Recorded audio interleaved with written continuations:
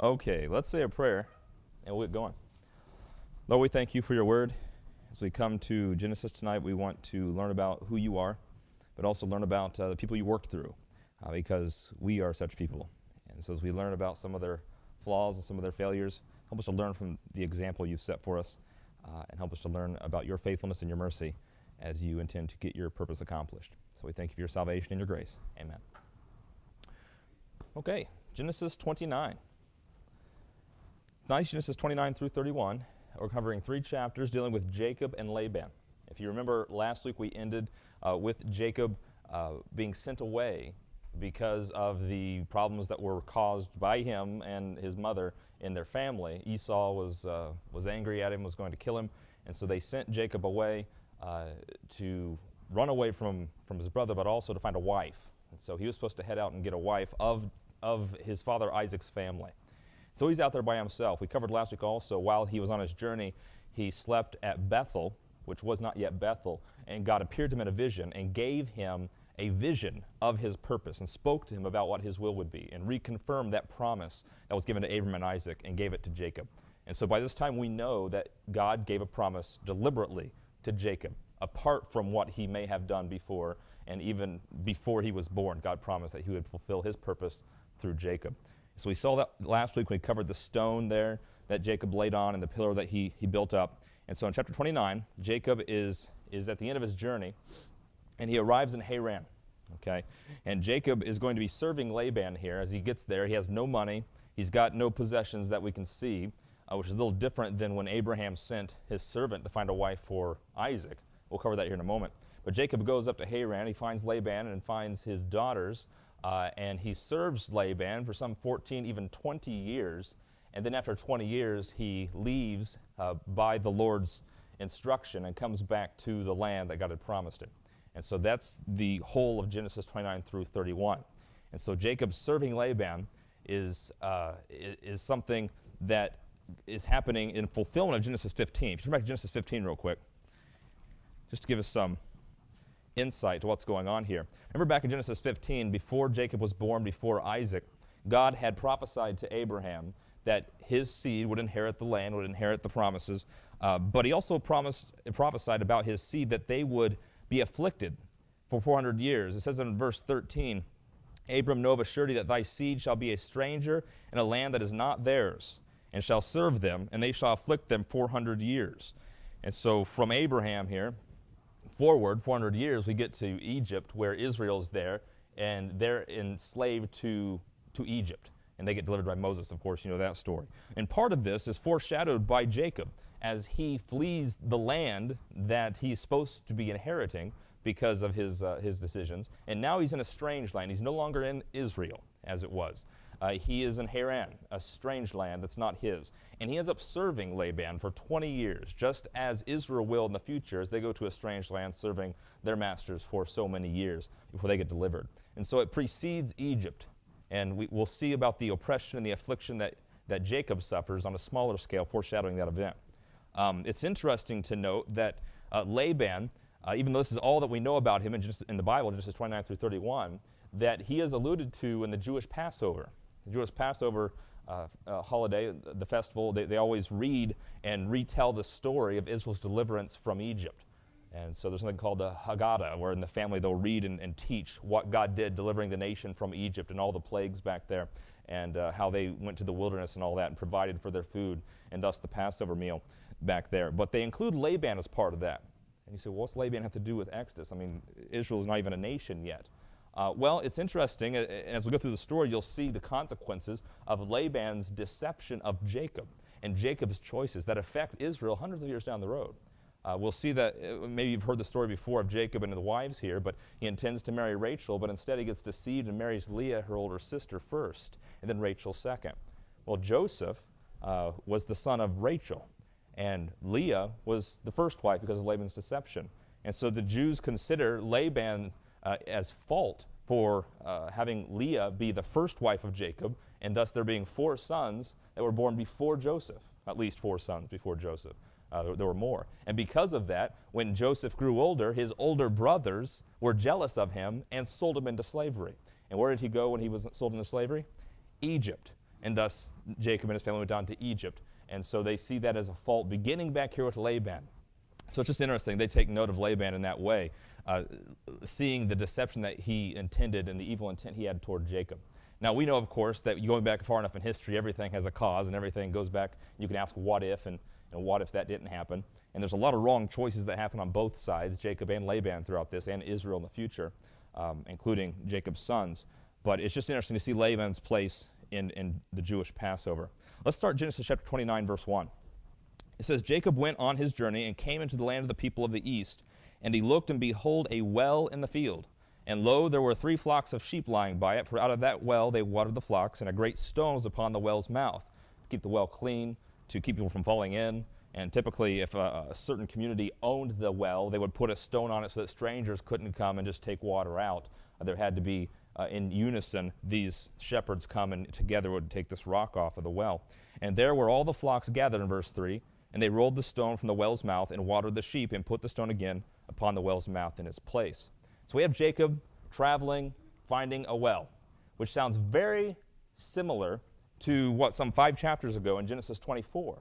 Remember when Abraham sent a servant to find a wife for his son Isaac, and his servant went to Haran and found a well. And there was at the well, remember, people with flocks and that sort of thing, and he found Rebekah there. It's very similar. So these stories are very similar and intended to be because there's a contrast. If you compare Genesis 24 and Genesis 29, you'll see some distinct differences, even though they're similar. Number one is that when the servant in Genesis 24 went to the well, let's just turn back there real quick, just to show you some of these distinctions, because they're very clear if you were to study both of them. Genesis 24, down in verse 42.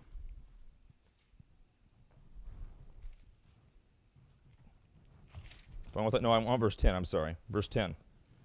24, verse 10. The servant took 10 camels of the camels of his master, that's Abraham, and departed. So the servant is sent with a company of camels and wealth and possessions. Why? Because he's going to give a dowry for this woman that he's going to get for Isaac. Jacob went with nothing. And so you have Jacob fleeing and he has nothing. You have a servant going with the wealth of his master. Secondly, a servant is going, not Isaac. In this case, in Genesis 29, Jacob's there. And so it's not as a servant sent by Jacob's father Isaac. This is Jacob himself just showing up saying, hey, looking for a woman. So there's a difference there as well. But you see in verse 10 that for all of his goods of his master were in his hand, and he arose and went to Mesopotamia unto the city of Nahor, and he made his camels to kneel down without the city by a well of water. The servant knew where he was going. In fact, remember there's a conversation where Abraham told him to go to the place where my people live. Remember they had that conversation. Jacob, he's leaving, and he's going toward the place. He doesn't know where to go. In Genesis 29, we'll see in a moment, he asked the people, where are you guys from? He doesn't even know where he's at. He's disoriented, you see. A difference there in their direction. In Genesis 24, verse 11, he made his camels to kneel down by the kneel down without the city by a well of water at the time of the evening. And in verse 12, the first thing he does is praise. It says, O Lord God of my master Abraham, I pray thee, send me good speed this day, and show kindness unto my master Abraham. The servant knows his purpose. He prays to God that it would happen. And we covered back there how God had promised that Abraham would have a son, and his son would have a seed, and this sort of thing. And so Isaac's marriage was part of God's obligation to fulfill his purpose through them, his promise. And so the servant prays for God to help him with this thing. What we see in Genesis 29 is Jacob does not pray at all for a whole couple chapters. In fact, we don't see the Lord even show up at all in Jacob's wedding and marriage. And so there's some very interesting lessons there. In contrast, in Genesis 24, the servant prays multiple times. And after he prays here, as soon as he looks up in verse 14, he stands by the well of water, and it came to pass that there was a woman there. I stand here by the well of water, and the daughters of the men of the city come out to draw water. And where we at? Down in verse 15, it came to pass before he had done speaking that, behold, Rebekah came out in verse 15. So Rebekah came out, the one he had prayed about. And what does he say? He sees Rebekah, and it says that she was fair to look upon in verse 16. He's run up to her and say, you're the one, and pays her off? No, he sits back and he devises a way in which he can tell if this is a woman of good character. Remember the test that he had for Rebekah and says, well, if she waters my camels, then ask me to water the rest, then this is the right one. So it was a sign that him and God were talking about, and Rebekah fulfilled this. So he sat back and watched, trying to judge her character to see if this is the woman that would be good for his master's son. In contrast, in Genesis 29, we'll see in a moment where Jacob, he gets there, doesn't know where he's at. He finds out that he's in the right place, and then he finds out that his uncle's daughter is coming. He sees her and sees how beautiful she is and immediately tries to impress her. He tries to impress her.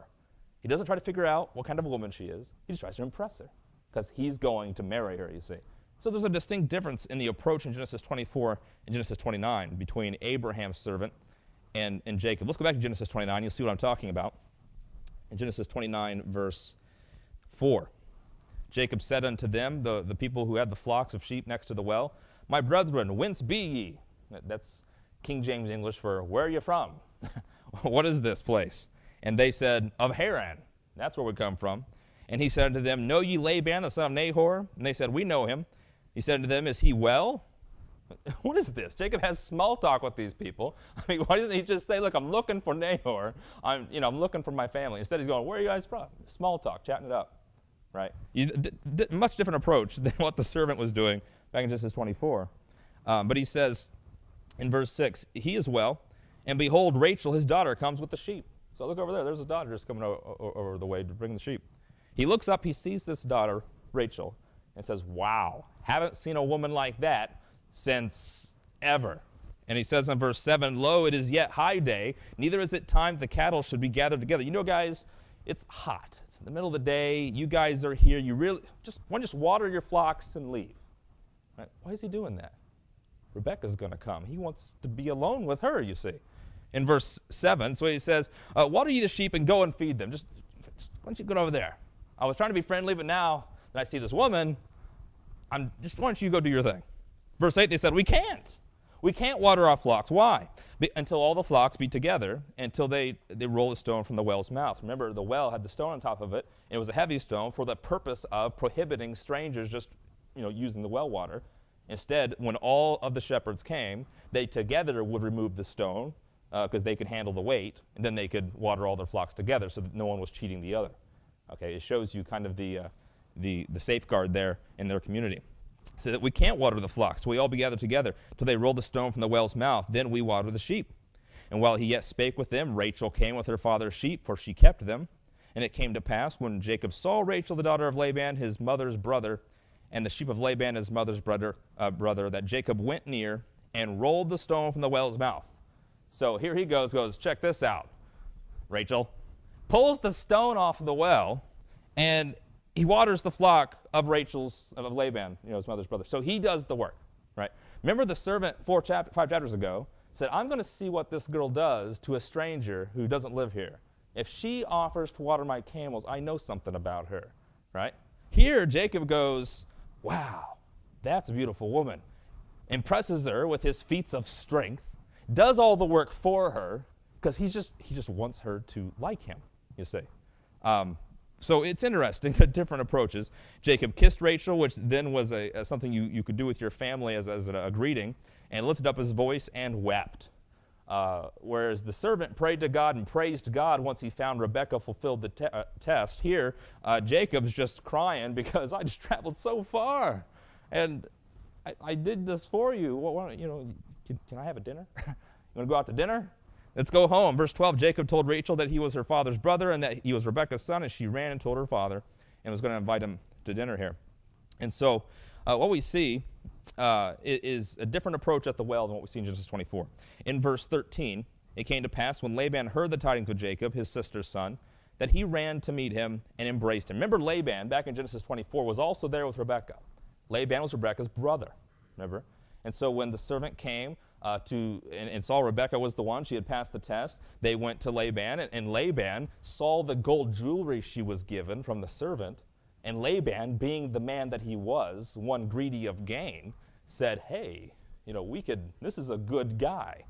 Okay, now he hears about Jacob from Rachel, and he goes, Jacob, you mean Isaac's son?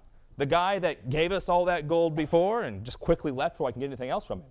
Well, he's not going to be tricked twice, but he comes over here and he embraces Jacob, no doubt a little disappointed from the fact that he doesn't look like he's got much with him. Where are the camels? Where's the gold? Where's the gold bracelets? But he comes and he embraces him, he kisses him, and brings him to his own house, and he told Laban all these things about how, I rolled off the stone, and I fed the flock, and I was at home, but, I fled my brother, he's trying to kill me. And so Laban said, surely thou art my bone and my flesh. Surely we're related. You're not some trickster, right? Which is fascinating because Jacob actually was a deceiver, and so is Laban. We'll see here in a moment. So when he says, you're my bone and my flesh, he could just be saying that I see that we're related, but I don't know if that's a compliment coming from Laban, as we'll see in the next couple chapters. Okay, because just as Jacob deceived his parents, Laban's going to deceive Jacob as well. Okay, and so he says, you are of my bone and my flesh. That may be, they weren't of the same spirit for certain. God had chosen Jacob to be his man, to fulfill his purpose, to find a wife, to have children, to come into the land and inherit it. Laban had nothing to do with that. And yet Laban is going to lord over Jacob for some 20 years and try to squeeze every ounce of wealth he can from him. And Laban said to him, surely thou art my bone and flesh, and he abode with him the space of a month. And so we see Jacob sticking around, and we find in verse 15, Laban said unto Jacob, because thou art my brother, shouldest thou therefore serve me for naught, for nothing? Since you're my brother, should you serve me for nothing? He said, what shall your wages be? Tell me, what will your wages be? Now, you may look at this and say, well, this is Laban trying to help out. But as you'll see as we go through the next two chapters, that's not how Laban operates. Laban, yes, he tries to present a front of helping you out. And yet what he's really trying to do is get something from you. He's a cheater that way, okay? And so here comes Jacob. He knows of his strength and his ability to do work. If he doesn't have wealth, he's going to get it from him another way. And he says, hey, you're my brother, you're my relative. You shouldn't serve me for nothing. Question, why should he serve him at all? Huh? He's his relative, right? Why should he be his servant? And yet Laban raises the issue, well, you shouldn't serve me for nothing. So go ahead and tell me, what's your price? What's your wages? How can I get you to be my worker? Right? Well, that's not how you treat a relative. But this is what Laban's doing here. And, of course, Jacob, smitten with Rachel, says, I want her. In verse 16, so another bad choice here. By the way, we haven't yet seen in 15 verses the Lord mentioned at all. He's not in the behavior of Jacob. He's not in the behavior of Laban. He hasn't spoken to anybody. No one's spoken to him. He just doesn't show up here. But in verse 16 it says, Laban had 2 daughters. The name of the elder was Leah. The name of the younger was Rachel. Leah was tender-eyed. Say, what does that mean? Tender-eyed. Well, your guess is as good as mine. I think we get the gist that she's not as pretty as Rachel, because it says, but Rachel was beautiful and well-favored. Leah, the tender-eyed, Rachel, the well-favored. Okay? That phrase, well-favored, if you look that up in your Bible to find who else was well-favored, you find that Rachel's son, Joseph, was also called a goodly man and well-favored, in the same context that Potiphar's wife lusted after him. Well-favored, good-looking. That's what that means, good-looking. Which makes sense, because remember, Rebekah was fair. She was good-looking. And Laban was her brother. And Rachel's Laban's daughter. You see, so it's in the family. It's in Jacob's family. Beauty, right? But so Leah was tender-eyed. Some commentators say, well, that means she had blue eyes. We don't know. Some say tender-eyed meaning like dry eyes, so she had red eyes. I don't know. Some say tender-eyed like she was, a little around the, we don't know. Tender-eyed is all it says. All we know is she was not as well-favored as Rachel. Rachel was well-favored, Leah, tender-eyed, okay? So you definitely had a difference here. And yet, we learn something as well, because Jacob, smitten with Rachel, we know nothing about her. He knows nothing about her. What do we know about Rachel so far? She took the flocks to the well. That's it. We know nothing about her, okay? And so as we saw back in Genesis chapter 24, at least the servant was learning about who this woman was before he chose wisely, and of course invoked God's help in the matter. Right, Genesis 29, Jacob doesn't even talk to God. Only thing he knows about Rachel is that he's the prettiest woman he's ever seen, and he tried to impress her, okay? That's not the way you attract a wife, young men, right? You don't need to impress a woman. Okay, you say, women are like, yes, you do. You don't need to impress them. What you need to be is a better man, Okay? If you be a better man, then you will be involved and be at the well, if I can spiritualize it, of where good women will be. Okay? If you're trying to be a better man, what you do and the things you're involved with will be around where good women are. Okay? If you're trying to impress them with your feats of strength, what you will attract are people that are attracted to feats of strength. And once you stop performing, they'll stop smiling for you, and they'll start whining at you. Okay? That's what happens. You find a good woman, you don't have to impress her. You be a better man, and she'll follow you, you see. So work on that. That's how you find a good woman. Jacob, rather, was just trying to impress her with his strength, right? Trying to impress her by buying her, which we'll see a little later was an insult to Rachel and Leah. People read this story and they say, oh, Jacob, he's so romantic. He worked 7 years for his wife and 7 years for her sister. That is romantic, right? Rather cold. What if you go up to a woman and say, you know, I love you so much. You're so beautiful. I want to pay $300,000 for you. Is it romantic? I guess sort of in a cold business-like kind of way. And where are you going to get this money from, Jacob? I'll take a loan out from your father. Genius. You see, the story has a little more to it than, I loved her so much, I would work 7 years for her. He obviously was acting in a result to his emotions and not exactly, number one, what God would have him do, not praying to God at all. But secondly, according to wisdom, spiritual wisdom. So see, there's a problem here. And so this is what we see. Young women, if you want to find a godly man, we dealt with the men. If you want to find a godly man, you don't need to be a Rachel, okay? You don't need to impress men with your beauty. If you try to use your beauty and your looks to impress men, you will attract men, all of them, all of them. And that's not what you want, okay? Women can attract men with their looks very easily. And when you do that, you will attract all of them, and you will not be able to discern which one is a godly one, because all of them, the godly and ungodly, are attracted to good-looking women, you see. What you need to do is present the bait of good works and helpfulness and humility, and the men who are just looking for women to show off who they are will be turned off by this. Boring is what they will say. And that's not the type of man you want, okay? You want the type of man who's looking for a help meet, you see, looking for one who needs someone to help them. And so that's how you do that. You don't need to impress men with your good looks. And so what you see here in Jacob with Leah and Rachel, he identifies Leah as tender-eyed, Rachel as well-favored, and what's his choice? That's all we know is what they look like, and he says, well, obviously the better-looking one, right? Obviously you picked the better-looking woman, right? Well, it's not so obvious. We still don't know anything about Leah and Rachel, okay? And actually, later in the chapter, we see Leah doing more praying to God than Rachel. And so it's just interesting, the choices Jacob's making here, not exactly the godly approach, okay? God isn't even involved in the situation right now. Anyway, we're in verse 16, where we have the two daughters. In verse 17, one was tender-eyed, Rachel was beautiful and well-favored, and Jacob loved Rachel and said, I will serve thee 7 years for Rachel, thy younger daughter, which is going to be the problem. Okay, in fact, Rachel probably was not married off yet because in the culture, the older daughters had to be married off first, and Leah was not married yet, her being the more tender-eyed of the two. And so she may have been preventing Rachel from getting married up to this point. But Jacob says, I want her, I want Rachel. I want the well-favored one. And says, I will serve 7 years for her.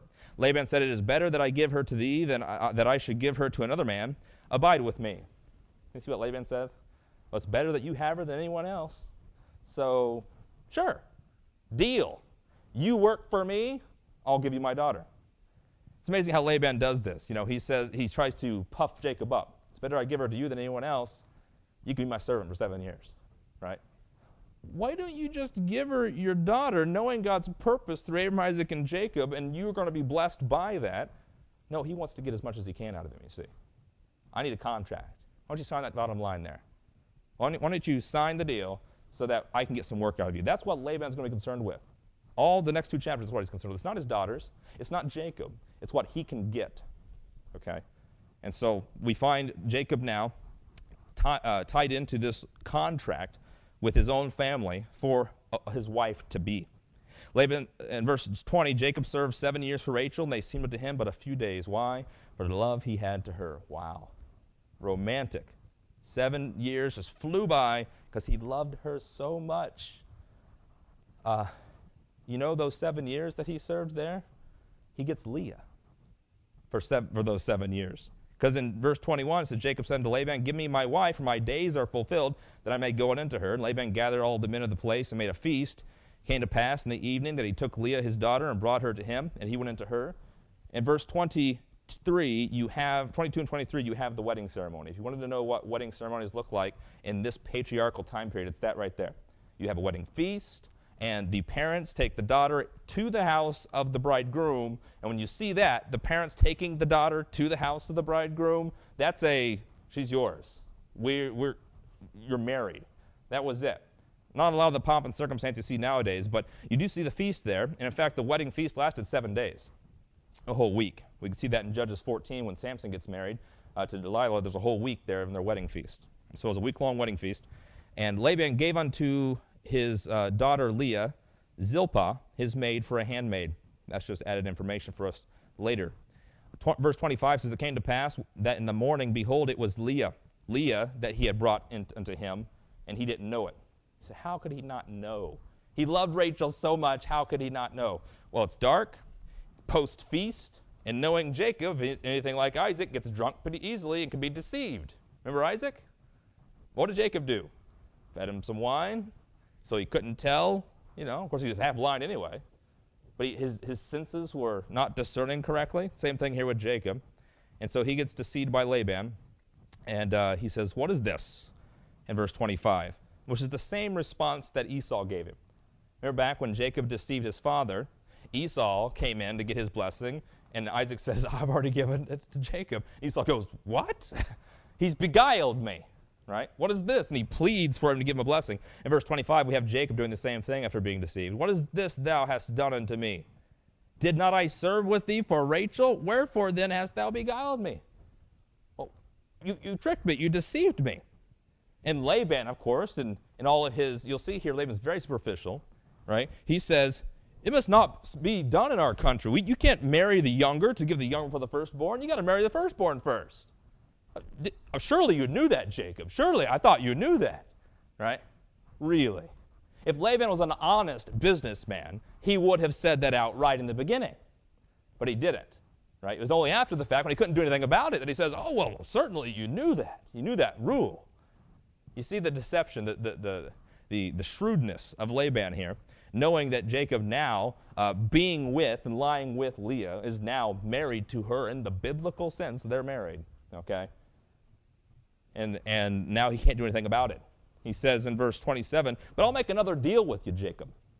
Here's my deal. Fulfill her week, Leah's week. Fulfill her wedding week, and we will give thee also for the service which thou shalt serve with me yet at 7 other years. You want Rachel that badly, stay with Leah for the wedding week. You're going to be married to her, and then I'll give you Rachel, and you work with me another 7 years. Do you see what's happening here? Laban is just tightening the screws on Jacob, trying to get him 14 years for one woman that he loved by her appearance and another woman that he didn't want to marry at all. There's going to be problems. Problems because of Jacob's lack of discernment. Problems because, why was Jacob there in the first place? Why didn't Isaac send a servant? Because he deceived his father and he had to flee because his brother was angry. Problems is what we're seeing all around here. And we're seeing the result of this here. Laban deceived Jacob, and now he's serving 14 years for 2 wives. In verse 28, Jacob did so, fulfilled her week. That week there is the wedding week, and he gave him Rachel, his daughter, to wife also. He did not work 14 years and then get Rachel. Okay?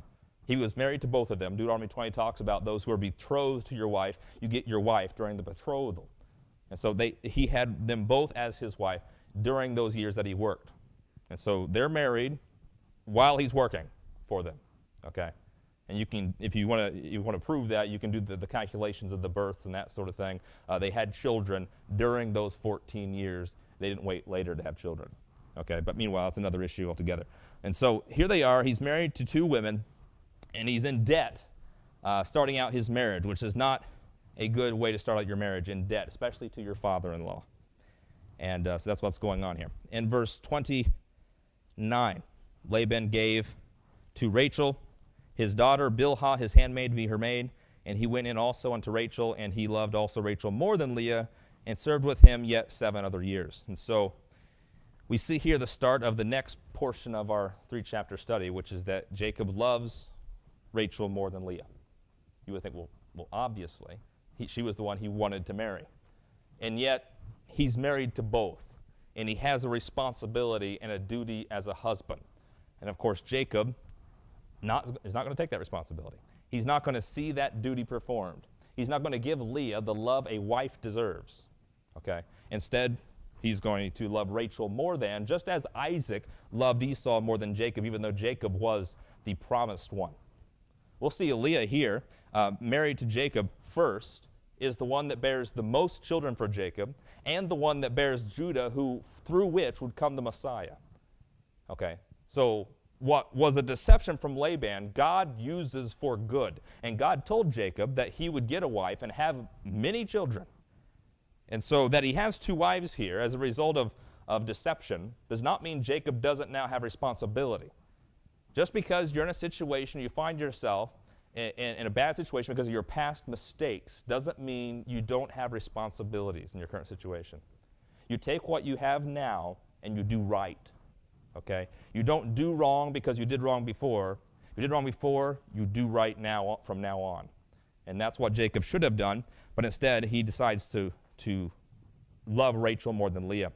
Verse 31, this is why the first time we hear the Lord intervene in these circumstances, he wasn't at all in the marriage, he wasn't at all in the wedding, in contrast to Isaac, remember the servant? He was all over that. The servant was praying for the Lord, and he praised God that he appointed and ordained this woman. We don't see any of that in Genesis 29. What we do see in verse 31, when the Lord saw that Leah was hated, that he loved Rachel more than Leah, and that she was hated, he opened her womb, but Rachel was barren. And so yet again, we find a barren wife of a promised son of Abraham. Abraham's wife was barren, Isaac's wife was barren, and now Jacob's wife that he loves is barren. And God, the Lord, opens up the womb of Leah. Because why, it says? He saw that she was hated by Jacob. Why didn't he perform the duty of a husband to love her? And so he opens her womb. And Jacob says in verse 21, Jacob said unto Laban, Give me my wife, for my days are fulfilled, that I may go in unto her. And Laban gathered together all the men of the place and made a feast. And it came to pass in the evening that he took Leah his daughter and brought her to him, and he went in unto her. I'm in the wrong verse here. Oh, thanks. That's right. When the Lord saw that Leah, repeat there, deja vu. When the Lord saw that Leah was hated, he opened her womb, but Rachel was barren. And Leah conceived and bare a son, and she called his name Reuben. So here we have the beginning of a new section in the chapters dealing with the children that these women bear Jacob. Remember, Jacob's working at the time, 14 years to pay for his wives, which in itself is a strange situation. But in doing so, he doesn't seem like he's very present. In fact, the next chapter, you will see the key players are the women, the wives, all 4 of them. Say 4, how do you get the other 2? Well, they're the handmaids, right? But you have these women, and they're having children, and the only thing Jacob does is procreates. He must be out working all day, and then 14 years for his wives, and he's having children at home. Okay, and so if anything, God is keeping his promise. You're going to have lots of children. Jacob doesn't seem to be doing much, and we see there's some dysfunction here in their house as these women become envious of each other. But in verse 32, Leah conceives the first son and bare a son. He called his name Reuben. And she said, Surely the Lord hath looked upon my affliction. Now therefore my husband will love me. And so Leah and Rachel, they start to name their children. And we get the details of all these children because, of course, they're going to be the 12 children of Jacob, who will be the 12 tribes of Israel. So we get some detailed account about how they're born and the circumstances that they're born in and the order that they're born in. Reuben, which means the Lord has seen, right, or seen, she names him such because the Lord hath looked upon my affliction. What was her affliction? My husband doesn't love me. That was her affliction.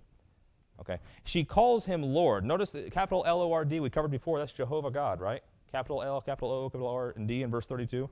Apparently Leah, whether learning from Jacob or hearing from her relatives, believes in or prays to Jehovah God, the God of Abraham, Isaac, and Jacob. Okay. That's significant because Laban, as we'll see, and his family also worshipped other gods. But Leah here prays to the God of Abraham, the God of Isaac, and the God of Jacob, and he answers her, opens up her womb, gives her a son through Jacob, and therefore my husband will love me, she thinks. Her affliction is my husband doesn't love me.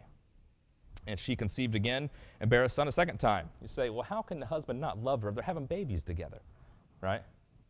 Well, that he doesn't love her is that in verse 30 it says he loved Rachel more.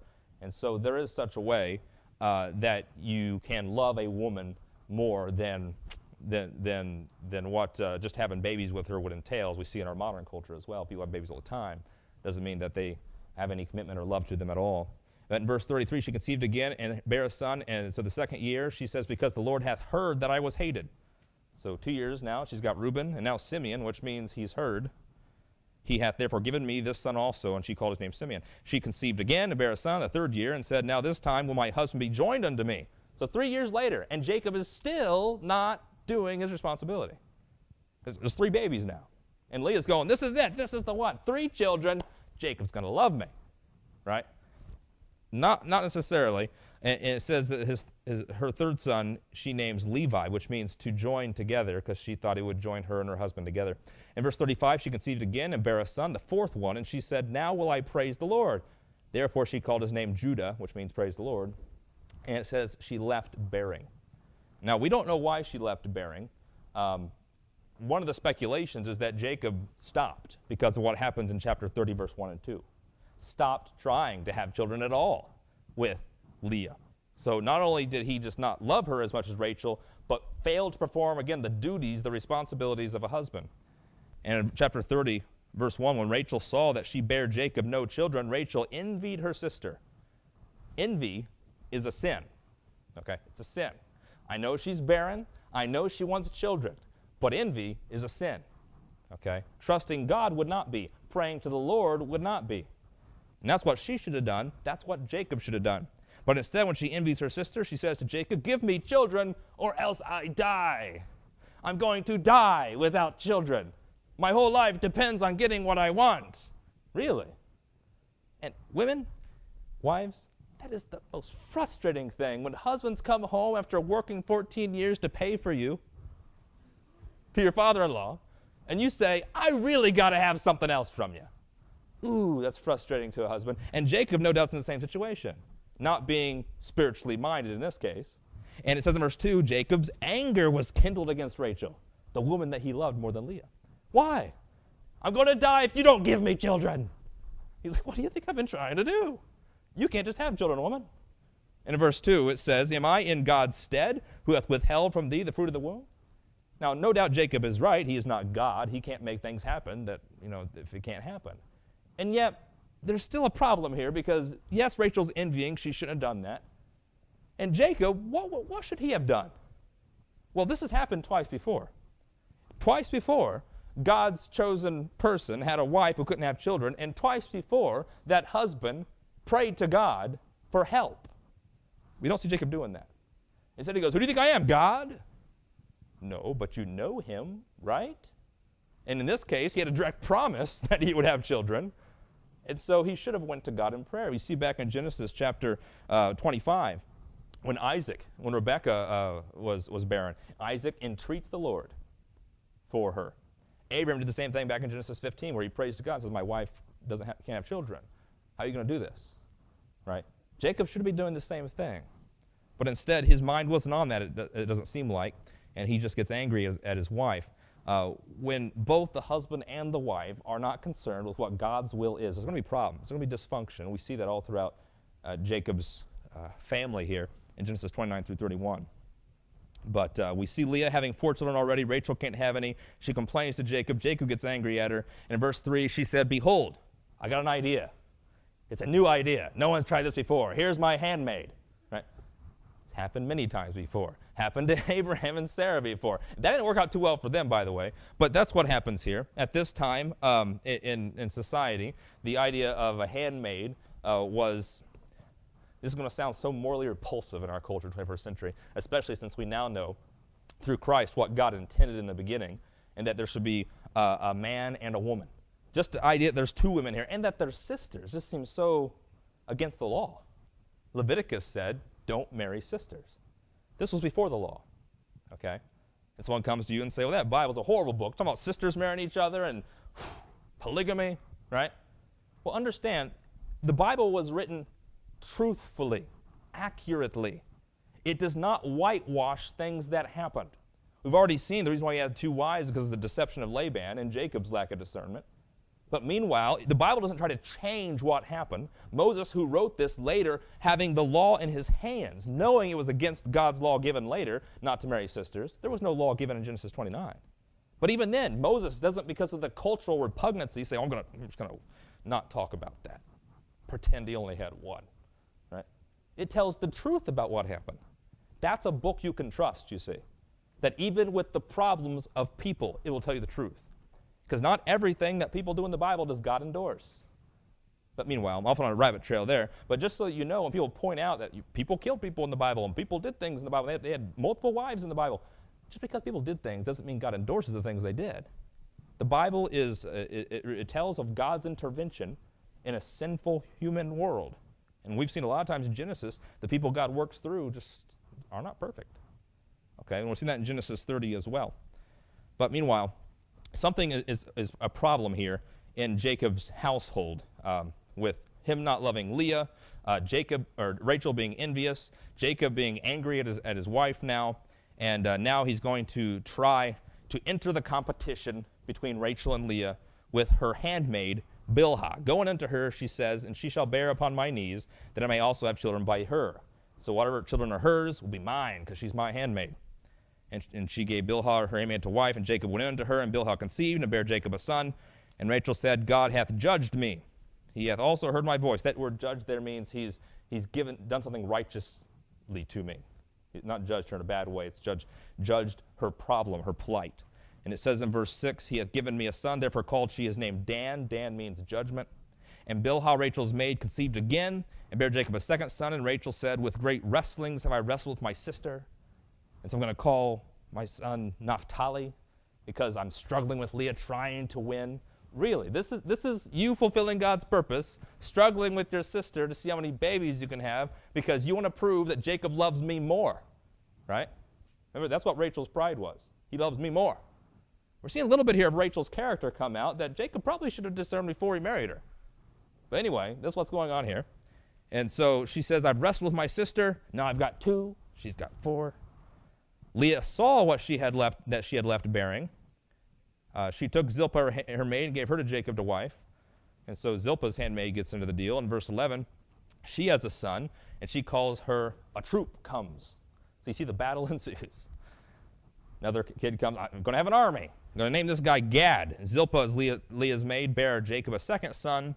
And she says, now I'm happy. I've got 6 sons, 4 from me, 2 from my handmaid. And so I'm going to call this one Asher. All daughters will call me blessed. Reuben went in the days of the wheat harvest and found mandrakes in the field. You see, what's a mandrake? I don't know.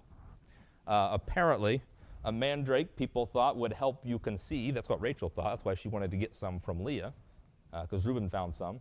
But again, you ask the commentators, just like the Tinder-eyed quote. So one person says a mandrake looks like a carrot. Another one says it looks like an apple. One says it's shaped like a human torso. I don't know. I don't see mandrakes at Meyer. I can't tell you what they are. But it says they found mandrakes in the field and brought them unto his mother Leah. Rachel said to Leah, give me, I pray, your son's mandrakes. Why does she want them? Because she wants to conceive. She wants to have a baby. So it was some sort of aid in that. She said unto her, is it a small matter that thou hast taken my husband? And wouldst thou take also my son's mandrakes? Wow.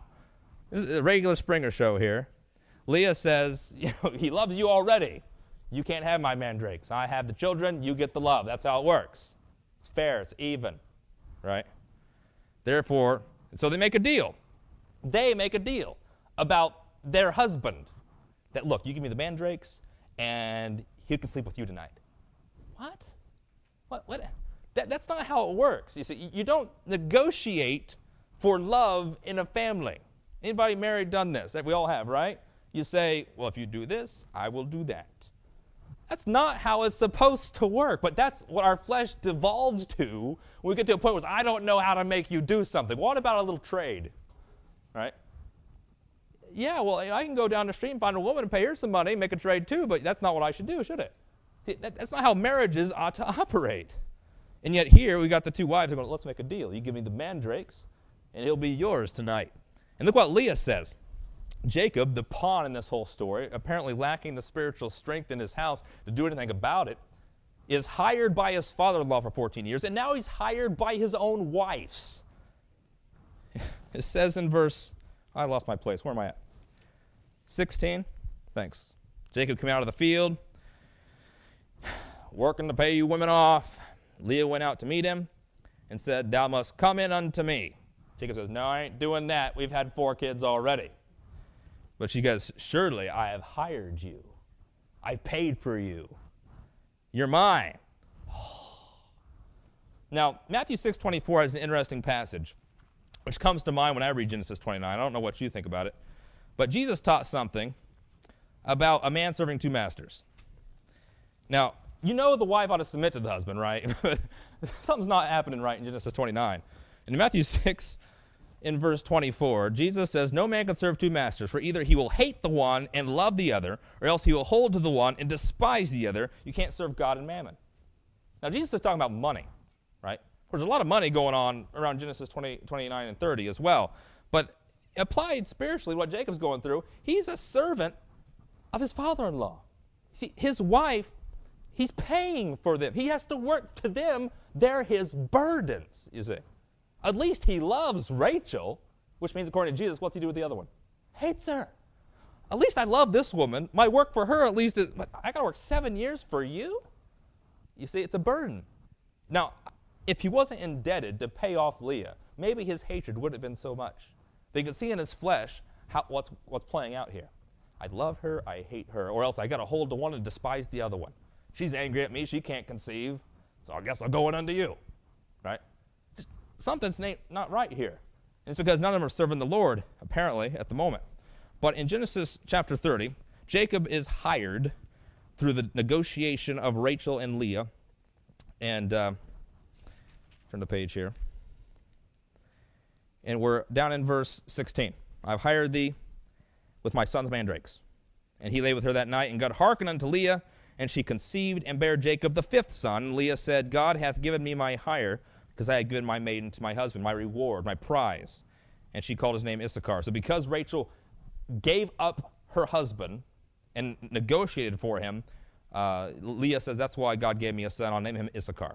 Leah conceived again, and Jacob the 6th son, and she calls him Zebulun, because she says, God hath now endowed me with a good dowry. And so remember, Jacob had no money to pay a dowry to his father-in-law. That's why he's working for them, right? Now, a dowry, for those of you unfamiliar with the concept, is the idea that when parents raise their daughters, there's no promise necessarily that they're going to see any reward from them, because they're trying to raise them to be good wives and good women, and yet they're expecting their sons to honor them. And so when they get married off, there's always that idea that wives get married off and they're just not going to be productive in the sense to the parent that, you know, I spent all this time raising my daughter and now she's gone. Secondly, what if a husband marries your daughter and that husband can't provide for her? And now your daughter's up the creek, right? Because you married her off, the husband can't provide for her. And so there needs to be a way to protect the daughter and provide for the parents' reassurance that their daughter will be taken care of. That's what a dowry would do. And so depending on the traits of the woman, there was different dowry prices. The women who were valued higher had higher dowries, and the husband would pay a dowry to the wife and the father-in-law, or the parents. And the idea was that it was a guard against their failure in their marriage. So the daughter would always be protected. The wife got some of that as, like, you know, safe money, right? And that's what the dowry concept was. Jacob, of course, had none of that, right? That's why they negotiated, I'll work 14 years, 7 years apiece. And so Leah here says, since I don't have any dowry, I've now got 6 children, 6 sons I'm going to be taken care of. Sons are going to love their mama. And there's 6 of them. She's going to be endowed. And it says, God has endowed me with a good dowry. Now will my husband dwell with me. Now he will be mine, because I have borne him 6 sons. Afterwards she bare a daughter and called her name Dinah, which we'll learn about in a few chapters. And God remembered Rachel, and God hearkened to her. So finally, we see God remembering Rachel, the promise he made to Jacob. He hearkens to her and opens her womb. She conceives and bare a son, and said, God hath taken away my reproach. She called his name Joseph, and said, the Lord shall add to me another son. So she foreshadows the idea of having another son, Benjamin, in the future. And so we have the sons of Jacob. In verse 25, during another portion of our lesson tonight. It came to pass when Rachel had borne Joseph, that Jacob said unto Laban, send me away, that I may go unto mine own place, into my country. Apparently Joseph was born right at the end of the 14 years of service. And so he's born. Jacob says, I'm done. I've worked 14 years for you. I haven't gotten anything in return except for my wives and my children. I want to go work for my family now, to provide things for my family, instead of working for my father-in-law and him taking everything he makes. Okay? And then we'll see that happen later. It came to pass, he says, I want to go to my own place. Verse 26, give me my wives and my children for whom I have served thee, and let me go, for thou knowest my service, what I have done thee. And Laban said unto him, I pray thee, if I have found favor in thine eyes. So here's Laban again. He sees his good worker leaving. He says, look, if you like me, if I found favor in your eyes, he says, just stick around. I have learned by experience that the Jehovah God hath blessed me for your sake. Look, I'm a religious man like you, Jacob. And he said, appoint me your wages. Just tell me what you want. What's your wages? Just stick around. He knows that he's getting more out of the deal than Jacob. Jacob, by this point, does not want to stick around Laban. And in fact, we'll learn in the next chapter, he's been given a dream about how to leave Laban, and this is part of it. And so he says, no, I'm going to leave. But Jacob presents this deal. He says to him, thou knowest now how I have served thee, and how thy cattle was with me. For it was little which thou hast before I came, and it is now increased unto multitude, and the Lord hath blessed thee since my coming. Now how much did that increase did Jacob and his family have? Not much. Laban saw the increase from Jacob's working for him for 14 years. He says, and now when shall I provide for my own house? He said, what shall I give thee? Jacob said, thou shalt not give me anything. I want to leave. If thou wilt do this thing for me, I will again feed and keep your flock. I will pass through all thy flock today, removing from thence all the speckled and spotted cattle, and all the brown cattle among the sheep. Now I'm going to summarize what's going on in the next few verses here. You can go back and study it if you want later, because it gets kind of confusing to read through it. But what Jacob proposes is that, look, I'm going to work for you and take your flock, and I'm going to keep it. Okay? And whatever of the flock becomes spotted or speckled or multicolored will be mine after the term. You know, after the 6-year term that he's going to work for him here. Anything that's solid color, black or white sheep or black goats, they're yours. All right? Laban agrees to this. He says in verse 34, I would it might be according to thy word. And Laban, after he agrees to it, he takes all the spotted sheep and goats away. So all that Jacob has are single-colored goats and sheep, which again shows Laban's shrewdness. Because he's not going to make it possible for Jacob to have spotted sheep, because he can only give him the solid-colored ones. Okay? Now, God has already seen, as we'll study in chapter 31, he's already seen that all of the sheep, all of the goats are going to have spotted and speckled children. Okay? But we'll get that in a while here. So Laban takes away what he thinks is the possibility of this happening. And Jacob goes 3 days' journey away in verse 36. He separates himself by 3 days between him and Laban. Jacob took, in verse 37, rods of poplar and hazel and chestnut tree, and he took white strakes. He made white stripes, peeled away the skin from these rods in the trees, and he set the rods which he had peeled before the flocks in the gutters in the water. So what he does here is takes some branches of these different trees. He puts them in the watering place where they drink the water, the flocks. Okay? And he puts them in the water. Whenever he sees strong sheep and strong goats come up, he puts these rods in the water. When he sees the weak ones come up, he takes them out.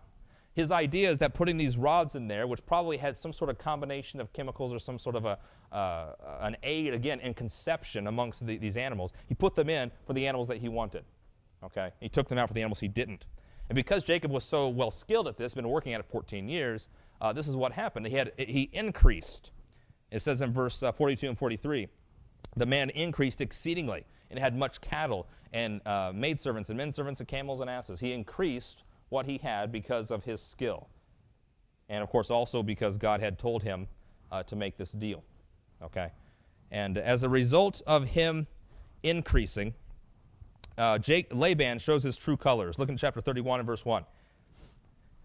He says, Laban, he heard the words of Laban's son, or Jacob heard the words of Laban's son, saying, Jacob had taken away all that was our father's, and of that which was our father's hath he gotten all this glory. So Laban's son sees Jacob increase, all right, in wealth, in possessions. And they blame him for taking it all from their father, which is fascinating because Jacob was the one that came empty-handed and worked 14, now 20 years with Laban without getting paid anything. And so when he makes a deal in the final 6 years to get paid something, they blame that he's taking everything from their father. Verse 2, Jacob held the countenance of Laban, and beheld it was not toward him as before. Laban was losing possessions. Jacob was increasing, and suddenly Laban is not so friendly. Before, he was happy. Marry my daughters, 14 years work contract, right? Work for me. I'll take away all the, spotted so that you don't have a possibility of getting any gain. As long as Laban was going to get something, he's happy. When he doesn't get anything, his countenance changes towards Jacob. Verse 3, the Lord said unto Jacob, Return to the land of thy fathers and to thy kindred, and I will be with thee. And Jacob sent and called Rachel and Leah to the field unto his flock, and he said unto them, I see your father's countenance, that it is not toward me as before, but the God of my father hath been with me. Apparently, God has been speaking to Jacob. Okay, he's given him a dream. You know that with all my power I have served your father, and your father hath deceived me, and changed my wages 10 times, but God suffered him not to hurt me. If he said thus, the speckled shall be thy wages, then all the cattle bear speckled. If he said thus, the ringstrake shall be thy hire, then bear all the cattle ringstrake. He says, it didn't matter what Laban was going to say, God made it happen. God made these animals bear spotted, speckled animals, so they were all going to be mine. God made that happen. Thus God hath taken away the cattle of your father and given them to me, in verse 9. Jacob informs his wives that God hath done this for us. Okay? It came to pass at the time of the cattle conceived, in verse 10, that I lifted up mine eyes and saw in a dream. Jacob's telling them here, I saw a dream that God gave me, that it says, Behold, the rams, that's the male sheep, which leaped upon the cattle were ring-straked and speckled and grizzled. He saw a dream that all the males were speckled. And so all the females who had the solid color. Anybody genetics student in here? See, I'm getting lost in the genetics, right? Well, he saw a dream that saw that they're going to have speckled children, is what he saw. In verse 11, the angel of God spake unto me in a dream, saying, Jacob. And I said, Here am I. He said, Lift up now thine eyes and see all the rams which leap upon the cattle are ring-straked, speckled, and grizzled. I have seen all that Laban doeth unto thee. God says, I've seen your oppression at the hand of Laban. He says, I'm going to prosper you by giving you all these spotted animals. So that's why Jacob made the deal in Genesis 30 with Laban in that way, that all the spotted would be his, and all the solids would be Laban's. And so down in verse 13, he says, I am the God of Bethel, where thou anointest the pillar. We studied that last week. And where thou vowest a vow unto me. Remember the vow? The vow that Jacob vowed was that if you're with me, God, and you bring me back into the land and you protect me, you will be my God. And that's what God has done. God gave a dream to Jacob saying, look, I'm prospering you. And Jacob here is saying, God hath done this. Jacob's finally doing something in his family to direct them towards the Lord. Okay? Showing them what God's doing with them. And it says in verse 14 that Rachel and Leah answered and said unto him, it seems their countenance changes as well. Which seems to happen when you have more money in your family sometimes. They weren't like this when they were poor in chapter 30. Now that they're increased, they start talking freely and agreeing with each other. The fights are over. Rachel and Leah answered and said unto him, Is there yet any portion or inheritance for us in our father's house? Are we not counted of him strangers? For he hath sold us, and hath quite devoured also our money. And so remember, the dowry price was 14 years of service. What of that dowry price did Rachel and Leah see? None. So they're living with their husband. Their husband's working this dowry price, and they don't see any of it. Their father's taken it all.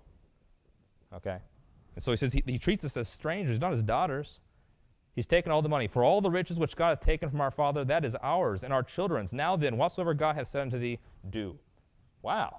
Suddenly the family's changing. Both women are in agreement, and they're saying, we're going to do whatever your God says, husband. That's submission.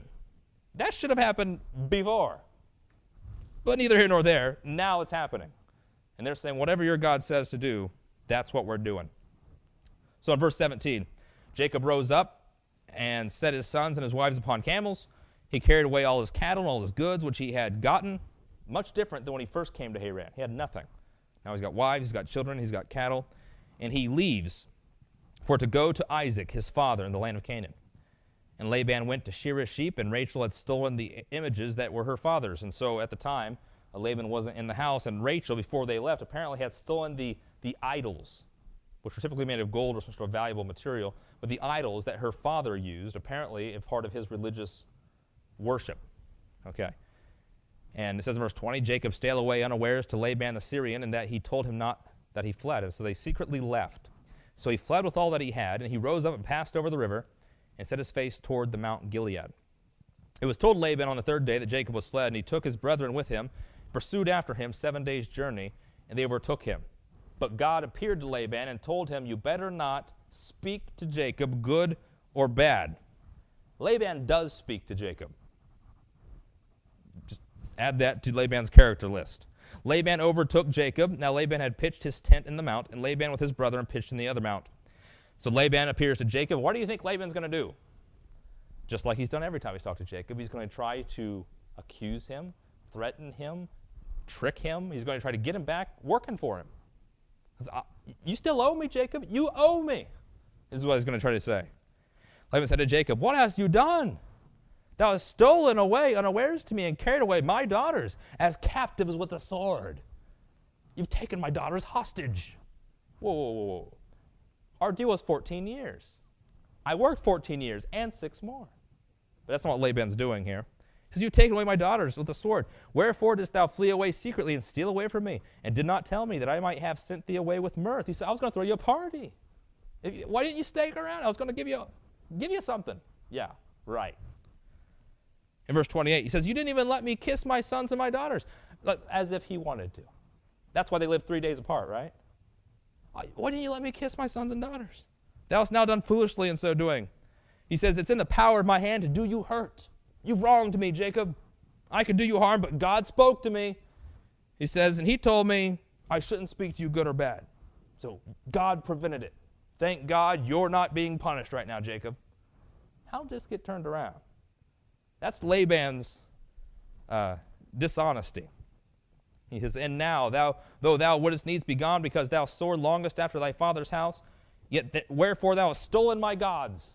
And on top of all this, my gods are gone. You took them. Jacob answered and said to Laban, because I was afraid. The reason why we left and didn't tell you, Laban, is because I was afraid that you're going to take your daughters from me.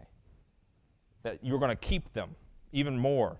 That you're going to tell me to work for you even longer, for those that were rightfully his. He says, with whomsoever thou findest your gods, let him not live. Before our brethren discern thou what is thine with me, and take it to thee. For Jacob knew not that Rachel had stolen them. It's interesting, Jacob here, in his rashness, in his response to Laban, and in his rash response, he says, whoever has your gods is going to die. Because that's the law. They've stolen it from you, right? But we haven't taken anything from you. Now, who's got the gods?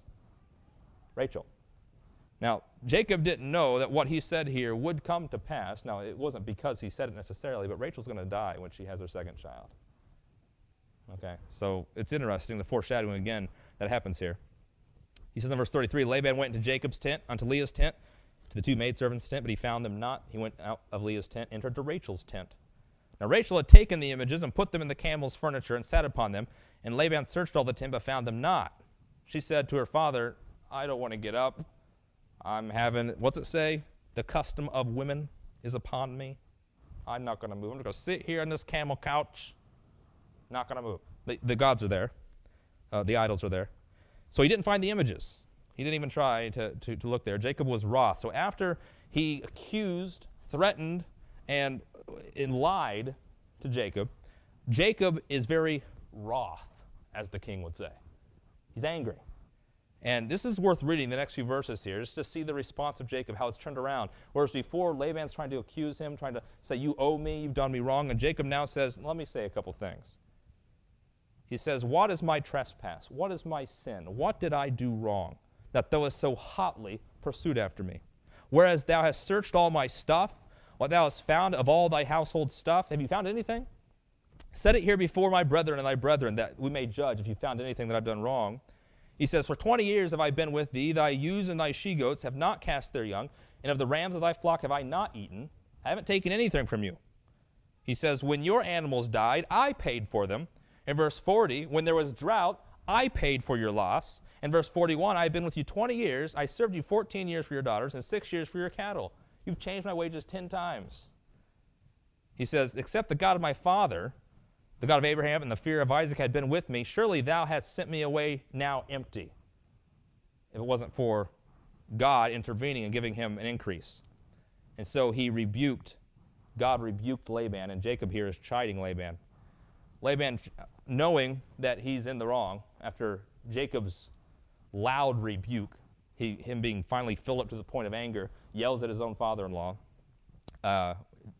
Laban backs off. He says, well, he doesn't say you're right, but he says, let's make a deal. Laban, are you serious? Leave him alone. He says, let's make a deal. Let's make a covenant here. Jacob didn't want a covenant. Laban does. Let's make a covenant. And what's he going to say? He's going to say, down in verse 50, if thou shalt afflict my daughters, or if thou shalt take other wives beside my daughters, then I can get something from this. We can judge between me and you. What? They're my wives. That's my stuff. But they make a covenant here. And Jacob, they make a heap. They make a pile of stones. And they call it Galeed, which is on Mount Gilead. It's called a heap of witness, is a testimony of where Laban left Jacob and where Jacob left Laban with riches and his wives and his children and came back to the land of Israel. And so it says in verse 53 or 52 that this heap be witnessed, this pillar be witnessed, that I will not pass over this heap to thee, and that thou shalt not pass over this heap and this pillar unto me. So the only witness to this heap was, you're not coming past here, I'm not coming past there. Stay away from me. Right? That was the witness. Verse 53, the God of Abraham and the God of Nahor and the God of the father judge betwixt us if you do. And Jacob sware by the fear of his father Isaac. And Jacob offered sacrifice upon the mount and called his brethren to eat bread. And they ate bread. They tarried there all night. The next day, Laban left. And it says he departed and returned unto his place. We never hear from Laban again in the Bible. But what we learn here is about Jacob being outside of the land as a stranger, as a servant, being oppressed by this man Laban, God increasing and protecting and watching over them. And when Jacob comes out of this, he has wealth more than he had at the beginning. Okay? We're going to see that happen again with Israel when they go down to Egypt, and then they become servants, they become oppressed, and they leave with more than they went in. They left out of Exodus in the wilderness there with riches that they took them from the Egyptians. So that's 3 chapters in just a little over an hour. That was pretty good. Any questions, any comments about Jacob and Laban? Yes, sir. Does it foreshadow then the end as well of Israel being oppressed and then being inherited and everything? Is it like a threefold type of thing? Yeah, I mean, you're this early in the Bible, there's not much details, and the only reason why we know that it foreshadows it because we know later in the story what happens. But it seems that it's kind of obvious that it does because they're outside of the land and because of the affliction that Jacob faced. Then they come back with more wealth, and that God brought them back, and that sort of thing. God promised to bring Israel back into the land. You know, some people say that Rachel and Leah actually picture Israel and the Gentiles because Leah had more children first, but she wasn't loved. Rachel was loved, but didn't have much children, and so that's like Israel, where God chose Abraham and Isaac and loved them, but they didn't have many children compared to the Gentiles. And then Rachel has a son who's a type of Christ, Joseph, and so they kind of make that comparison there as well. But yeah, the idea that God's people, Jacob, was outside the land, God protects them, brings them back into the land, is something you see in prophecy, whether it be in Exodus or in Revelation. Yeah. Any other questions? Yeah. In 31:47, Laban, talking about the heap there, calls it by one name, and then 2 verses later he calls it by a different name, which is the same name that Jacob called it the first time. So I'm wondering if you've ever studied out what the names. I'm not even trying to figure out how to say it. Looks like jaguar almost. Yeah, Jegar Sahadutha, yeah. Laban calls it that, Jacob calls it Galilee. They mean about the same thing. Laban said this heap is a witness, and that's why they call it that, between me and thee, in verse 48. He says in verse 49, or verse 48, it says, therefore was the name of it called Galilee. Laban calls it a heap of witness. That's what Laban calls it, verse 48. Therefore it was called Galeed. And so Laban called it a heap of witness. Laban called it Jegar Shahudutha or whatever in his language. Verse 48 tells you that means Galeed. That's why it's called Galeed. So that in verse 47 they mean the same thing. Jacob called it Hebrew. Laban called it Syrian, and it meant the same thing. Verse 49 he says, and Mizpah. That's why it's called Gilead and Mizpah. Mizpah is defined in verse 49 as the Lord watched between me and thee. So that means slightly different, whereas Galeed and the other one meant this is a heap of witness. Mizpah means the Lord watches, so it's like a watchtower where the Lord's watching. Of course, what is he watching? He's watching whether Jacob afflicts Laban's daughters and that sort of thing. And Jacob adds to that you're not going to cross this border. You're not going to come down in here. So Laban, interestingly, is the same, at least has the same meaning as the name of the country Lebanon, which tells you where they are in relationship to Israel. Lebanon is north of Israel. Laban, that's where it came from. So they both mean white. Other comments? All right. Let's say a prayer.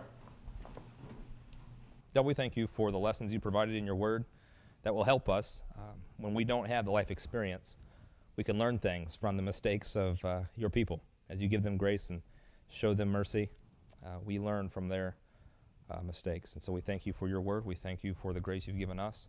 And every day an opportunity to grow in your wisdom and to make all men see the fellowship of the mystery. Amen. Thanks, folks.